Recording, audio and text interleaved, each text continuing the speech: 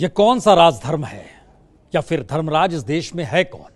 इन सवालों के बीच सियासत भी झूलती रह जाती है और मेहनतकश व्यक्ति लगातार जिंदगी गंवा देता है, पीढ़ियां गंवा देता है, लेकिन उसकी हथेली खाली रहती है।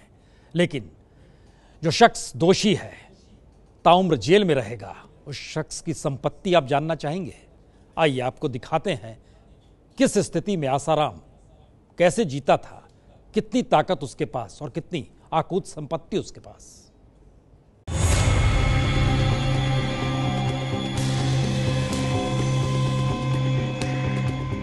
तो देश के नक्शे पर आसाराम का साम्राज्य देख लीजिए। उत्तर पूर्व के राज्यों को छोड़ दें तो कोई राज्य ऐसा नहीं जहां आसाराम का आश्रम नहीं। और गुजरात में अगर आसाराम के 29 आश्रम हैं, तो इससे कोई कैसे इनकार करे कि राजनीतिक सत्ता से उनकी निकटता का लाभ उन्हें नहीं मिला।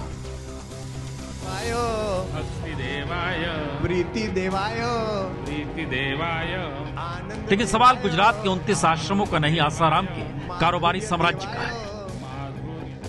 और इस कारोबारी साम्राज्य की हकीकत सुनने से पहले यह समझ लीजिए, आसाराम का परिवार बंटवारे के वक्त पाकिस्तान से भारत आया था। पिता लकड़ी के कारोबारी थे। आसाराम ने खुद तीसरी तक पढ़ाई की। आध्यात्मिक बाबा बनने से पहले कभी तांगा चलाया, कभी चाय बेची। और कहने को आसाराम को आध्यात्मिक ज्ञान भले गुरु लीला शाह से मिला, जिन्होंने इनका असली नाम अशुमल बदलकर आसाराम रख दिया, लेकिन कारोबारी ज्ञान खुद इन्होंने ही विकसित किया।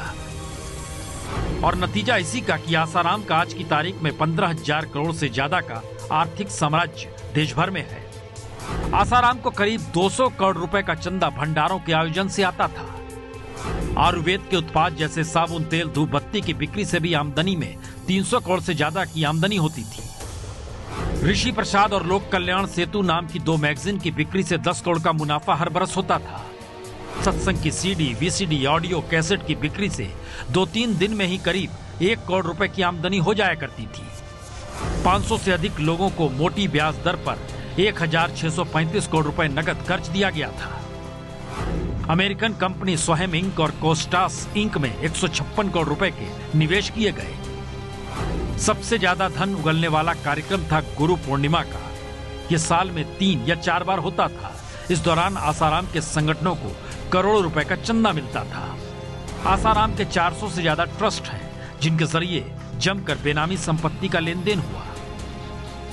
लेकिन 2013 से आसाराम की कुंडली में राहु केतु ऐसे बैठे कि साम्राज्य को झटका लगा। रेप केस में जेल जाने के बाद आसाराम के खिलाफ मामले खुलने शुरू हो गए। 26 अक्टूबर 2013 को एक मुखबिर के हवाले से जानकारी मिलने पर पुलिस ने अहमदाबाद के महंगे इलाके सीजी रोड पर छापा मारा एक अपार्टमेंट में।